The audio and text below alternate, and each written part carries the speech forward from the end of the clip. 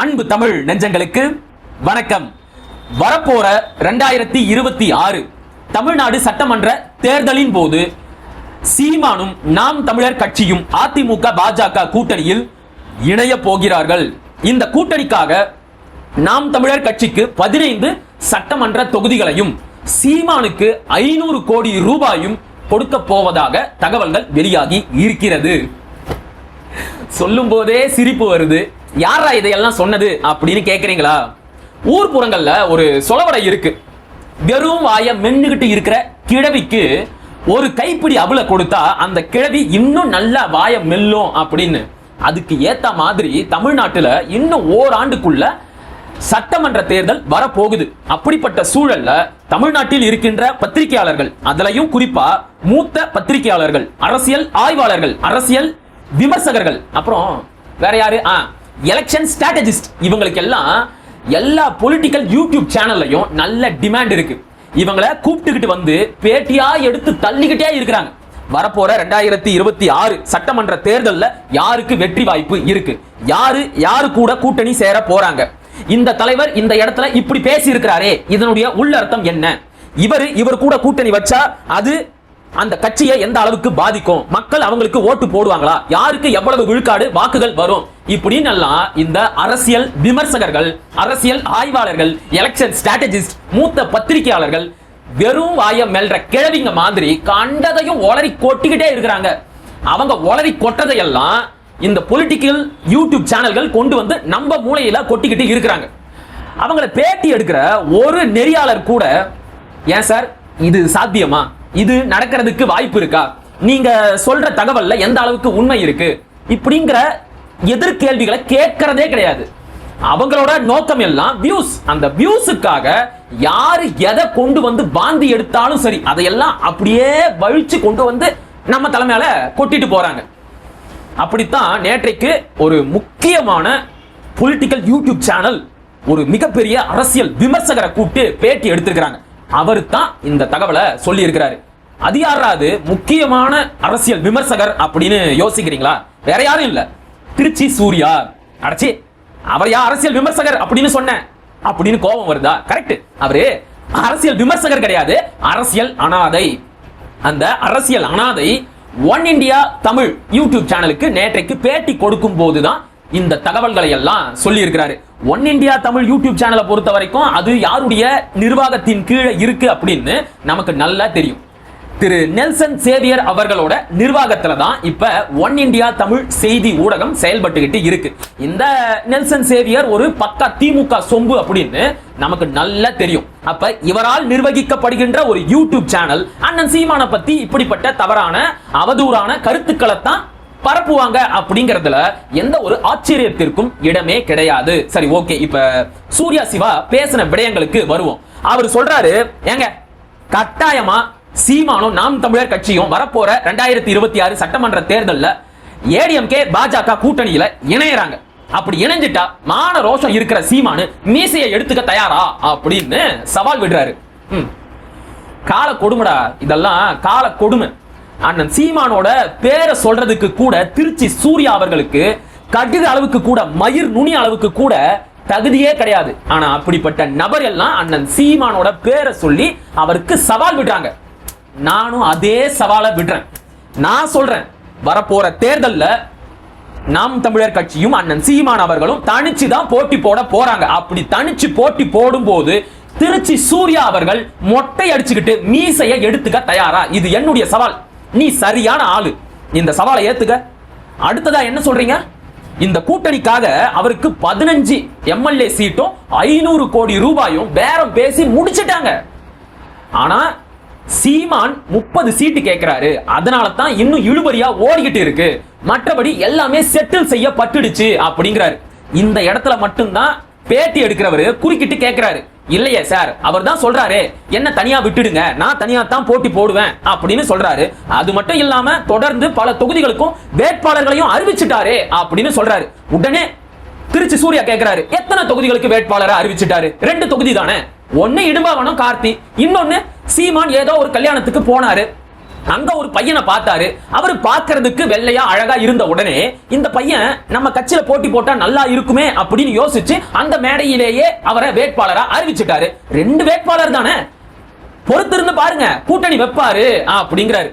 அட தற்குறி முண்டமே, இதுல இருந்து நல்லா தெரியுது திருச்சி சூர்யா அவர்களுக்கு நாம் தமிழர் கட்சியை பத்தியும் அண்ணன் சீமான் அவர்களை பத்தியும் ஒரு இழவு மண்ணாங்கட்டியும் தெரியல. ஏற்கனவே 70 தொகுதிகளுக்கும் மேல அண்ணன் சீமான் அவர்கள் வேட்பாளர்களை அறிவிச்சு முடிச்சிட்டாரு. அதுலயும் கன்னியாகுமரி மாவட்டத்தை எடுத்துக்கிட்டா அதுல எல்லா தொகுதிகளுக்கும் வேட்பாளர்கள் அறிவிக்கப்பட்டாச்சு. தேர்தல் நெருக்கத்துல அதுல சில ஷஃப்லிங் இடமாற்றங்கள் நடக்கலாம், அதெல்லாம் வேற விவகாரம், உட்கட்சி செயல்பாடுகள். மற்றபடி 70 தொகுதிகளுக்கும் மேல வேட்பாளர்களை அறிவிச்சு முடிச்சிட்டாரு. இவர் சொல்ற மாதிரி இடும்பாவனம் கார்த்தி அவர்கள் நன்கு அறியப்பட்ட முகம், அதனால அவரை வேட்பாளரா அறிவிக்கும் போது செய்தி ஊடகங்கள் அதற்கு முக்கியத்துவம் கொடுத்து அதை மட்டும் பெரிதுபடுத்தி காட்டினாங்க. மற்றபடி ஹிம்லரை வேட்பாளரா அண்ணன் அறிவிச்சிட்டாரு. இன்னும் பல பேர் இருக்கிறாங்க, அவங்களோட பேரெல்லாம் எனக்கு தெரிஞ்சாலும் நான் சொல்ல முடியாது, அது முறையும் கிடையாது. ஏன்னா அண்ணன் சீமான் அவர்கள் அதை முறைப்படி அறிவிப்பாரு. ரெண்டாவது, ஏதோ ஒரு கல்யாணத்துக்கு போனாரு, அங்க ஒரு பையனை பார்த்தாரு, அவர் பார்க்கிறதுக்கு ரொம்ப அழகா வெள்ளையா இருந்த உடனே அவரை வேட்பாளரா அறிவிச்சிட்டாரு. அட லூசு, அது யாருன்னு தெரியுமா?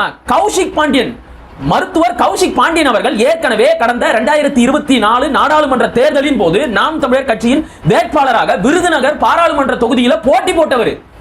அவரை தான் மறுபடியும் சட்டமன்ற தேர்தலில் வேட்பாளரா அறிவிச்சிருக்கிறாரு. இந்த செய்தி கூட தெரியாம கண்டதையும் உளறி கொட்டிட்டு இருக்கிறாரு திருச்சி சூர்யா அவர்கள். அது மட்டும் இல்லாம, ஏங்க இந்த கூட்டணி எல்லாம் எப்பவோ பேசி முடிச்சிட்டாங்க, அத பேசி ஃபைனல் செட்டில்மெண்ட் பண்றதுக்கு தான் சீமான் வந்து நிர்மலா சீதாராமனை போய் சந்திச்சிட்டு வந்தாரு அப்படிங்கிறாரு.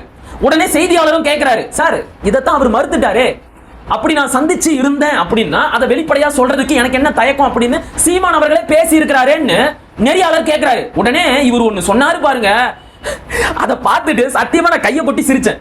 என்ன தெரியுமா சொன்னாரு?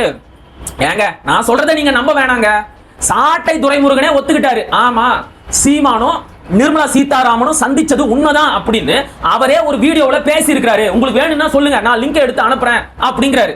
அனுப்புங்க, திருச்சி சூர்யா அவர்களே அந்த லிங்க் அனுப்புங்க, நாங்களும் பாக்குறோம். இவர் சொல்ற மாதிரி அண்ணன் சாட்டை துரைமுருகன் அவர்கள் அருள்மொழிவர்மனோட 4th எஸ்டேட் யூடியூப் சேனலுக்கு பேட்டி கொடுக்கும் போதுதான் ஒரு சட்டையரா கிண்டலா அந்த விஷயத்த சொல்லி இருப்பாரு. நான் இப்போ ஒரு உண்மையை சொல்ல போறேன், அண்ணன் சீமான் கூட அதுக்காக என்ன கோச்சிக்கலாம், ஆனாலும் வேற வழி இல்ல, நான் சொல்றேன். அண்ணன் சீமான் அவர்களும் நிர்மலா சீதாராமன் அவர்களும் சந்திச்சுக்கிட்டது உண்மைதான் அப்படின்னு சொல்வாரு. நமக்கும் கேட்ட உடனே ஷாக்கா இருக்கும். ஆனா கடைசியில தான் உண்மையை ரிவீல் பண்ணுவாரு. ஏதோ ஒரு நிவாரண உதவி வழங்குற இடத்துல அண்ணன் சீமான் அவர்கள் கார்ல போகும்போது எதிர்க்க இன்னொரு கார்ல நிர்மலா சீதாராமன் வருவாங்க. அப்ப எதர்ச்சியா 2 பேரும் சந்திக்கும் போது வணக்கம் அப்படின்னு சொல்லுவாங்க. இதத்தான் பொடி வச்சு அண்ணன் சாட்டை துரைமுருகன் பேசி இருப்பாரு. அத வீடியோ ப்ரொமோஷனுக்காக அருள்மொழிவர்மனும் பயன்படுத்தி இருப்பாரு. இத பார்த்துட்டு சாட்டை துரைமுருகனே ஒத்துக்கிட்டாரு அப்படின்னு பேசுது இந்த தற்குறி முண்டம்.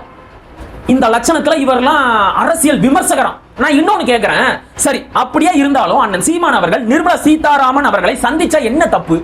என்ன தப்பு? ஏன் அவர் சந்திக்க கூடாதா? திமுகவை சேர்ந்த எத்தனையோ மூத்த அமைச்சர்கள் நிர்மலா சீதாராமனை தனிப்பட்ட முறையில சந்திச்சு பேசி இருக்கிறாங்க. அப்பெல்லாம் யாருமே அதை பத்தி வாயை திறந்து எந்த கேள்வியும் கேட்கறது இல்ல. அந்த சந்திப்புக்கெல்லாம் எந்த ஒரு உள்நோக்கங்களும் கற்பிக்கப்படுறது கிடையாது. முதலமைச்சர், துணை முதலமைச்சர், அதுக்கப்புறம் ஐயா KN நேரு, துரைமுருகன் உட்பட பல பேர் நிர்மலா சீதாராமனை சந்திச்சிருக்கிறாங்க. அதுலயும் ஐயா KN நேருவை எடுத்துக்கிட்டா அவருடைய வீடு, அலுவலகம், நிறுவனங்கள் இங்க எல்லாம் இடி அமலாக்கத்துறை சோதனை நடந்துகிட்டு இருக்கு. மாலையில இவர் டெல்லிக்கு போயிட்டு நிர்மலா சீதாராமனை சந்திச்சிட்டு வராரு. அதுக்கப்புறம் அந்த அமலாக்க சோதனையை பற்றிய தகவல்கள் அப்படியே மூடி மறைக்கப்படுது. என்னங்க இவர் போய் சந்திக்கிறாரு, உடனே இந்த தகவல்கள் எல்லாம் மூடி மறைக்கப்படுது, இவங்களுக்குள்ள என்ன அண்டர் கிரவுண்ட் டீலிங் ஓடுது அப்படின்னு எல்லாம் எந்த அரசியல் விமர்சகர்களும் எந்த ஆய்வாளர்களும் வாயை திறந்து எந்த கேள்வியும் கேட்கறது கிடையாது. ஆனா சீமான் நயினார் நாகேந்திரனை மாமா அப்படின்னு சொல்லிட்டா போதும், அவர் மாமான்னு சொல்லிட்டாரு அப்பனா கூட்டணி வைக்க போறாரா அப்படின்னு ஆரம்பிச்சிருவானுங்க. நயினார் நாகேந்திரனை மாமான்னு சொல்றாரு, சரி ஓகே. உதயநிதி ஸ்டாலின் கூட தான் தம்பின்னு சொன்னாரு, தமிழச்சி தங்கபாண்டியனை அண்ணின்னு சொன்னாரு, சுகாதாரத்துறை அமைச்சர் மா சுப்பிரமணியத்தை அண்ணன் அப்படின்னு சொன்னாரு. அட இவ்வளவு ஏன் ஸ்டாலினை கூட ஒரு இடத்துல அண்ணன் அப்படின்னு சொல்லி இருக்கிறாரு. இப்ப இதுக்கெல்லாம் என்ன சொல்ல போறீங்க? திமுக கூட கூட்டணி வைக்க போறாரு அப்படின்னு சொல்லுவீங்களா? அரசியலை தாண்டி எல்லார்கிட்டையும் நட்போட உறவோட பழகிற ஒரு பண்பு அண்ணன் சீமான் கிட்ட இருக்கு. அது தமிழ்நாடு அரசியலுக்கும் தேவை. ஏன்னா இங்க ஒரு அரசியல் தீண்டாமை நீண்ட நெடிய காலமா இருக்கு. அதிமுக மாவட்ட செயலாளரோட வீட்டு கல்யாணத்துக்கு திமுகவோட மாவட்ட செயலாளர் போக முடியாது. போயிட்டாருன்னா நாளைக்கு அவர் அந்த பொறுப்புல இருக்க முடியாது. இப்ப அதிமுக திமுகவிற்கு இடையில அரசியல் சண்டைகள் இருக்கலாம். அதுக்காக இந்த அரசியல் தீண்டாமைகள் தேவையா? இந்த திராவிட கட்சிகள் இந்த அரசியல் தீண்டாமையை இங்க வளர்த்து விட்டு இருக்கிறாங்க. அதை ஒழிக்கணும் அப்படின்னு தான் அரசியல்ல 1000 முரண்பாடுகள் இருக்கட்டும். நீ எனக்கு எதிரியா கூட இரு, அதெல்லாம் வேற செய்தி. ஆனா நீ யாரு? என்னுடைய சக தேசிய இனத்தை சேர்ந்தவன். எப்படி பார்த்தாலும் நீ என்னுடைய உறவுக்காரன். நீ என் மாமன், மச்சான், அண்ணன், தம்பி, பங்காளி, ஏதோ ஒரு உறவுல வரத்தான் போற. இந்த ஒற்றுமை வரணும் அப்படிங்கறதுனால தான் அண்ணன் சீமான் அவர்கள் பலரையும் உறவு முறை வச்சு அழைப்பாரு. இதை ஒரு சாக்கா எடுத்துக்கிட்டு அதுக்கு 1000 உள்ளர்த்தம் கற்பிக்க வேண்டியது. கேட்டா இவனுங்க எல்லாம் அரசியல் ஆய்வாளர்களா, மூத்த பத்திரிகையாளர்களா? கன்றாவி. அடுத்ததா ஒண்ணு சொல்றாரு, ஏங்க கட்டாயமா கூட்டணிக்கு போவாருங்க, திமுக அவருக்கு வச்ச செக்க கூட பாஜக இப்ப எடுத்து விட்டாங்களே அப்படிங்கிறாரு. அது என்னடா, அது அவ்வளவு பெரிய செக்க திமுக அண்ணன் சீமானுக்கு வச்சிருக்காங்க அப்படின்னு யோசிச்சா விஜயலட்சுமி வழக்கம். இப்ப உச்சநீதிமன்றம் இந்த விஜயலட்சுமி வழக்கிற்காக அண்ணன் சீமானை விமர்சிப்பதற்கு இடைக்கால தடை விதிச்சிருக்காங்கல்ல, நேற்றைக்கு கூட அந்த தடையை இன்னும் நீட்டிச்சிருக்காங்க. இது பாஜகவோட ஏற்பாடு தான். சோ திமுக செட் பண்ண டிராப்ல இருந்து சீமான பாஜக காப்பாத்தி இருக்கு. எதுக்காக? தங்களுடன் கூட்டணிக்கு வரணும் அப்படிங்கிறதுக்காக. இவர் சொல்றது உண்மையா இருந்தா எத்தனையோ வழக்குல இருந்து அண்ணன் சீமான் அவர்கள் இந்நேரம் வெளியே வந்திருப்பாரு. ஒண்ணும் வேணாம். இந்த திருச்சி டிஐஜி இருக்கிறாரு தெரியுமா, வருண்குமார், வால்டேர் வெற்றிவேல் வருண்குமார், அவர் போட்ட அவதூறு வழக்குல இருந்து அண்ணன் சீமானால சுலபமா வெளியே வர முடியும். ஐபிஎஸ் அப்படிங்கிறவங்க யாரு? எப்படி பார்த்தாலும் அவங்க ஒன்றிய அரசுக்கும் கட்டுப்பட்டவங்க தான். மேல இருந்து அமித்ஷா கிட்ட இருந்து ஒரே ஒரு வார்னிங், நாயில இருந்து நீ சீமான பத்தியோ நாம் தமிழர் கட்சியை பத்தியோ பேசக்கூடாது.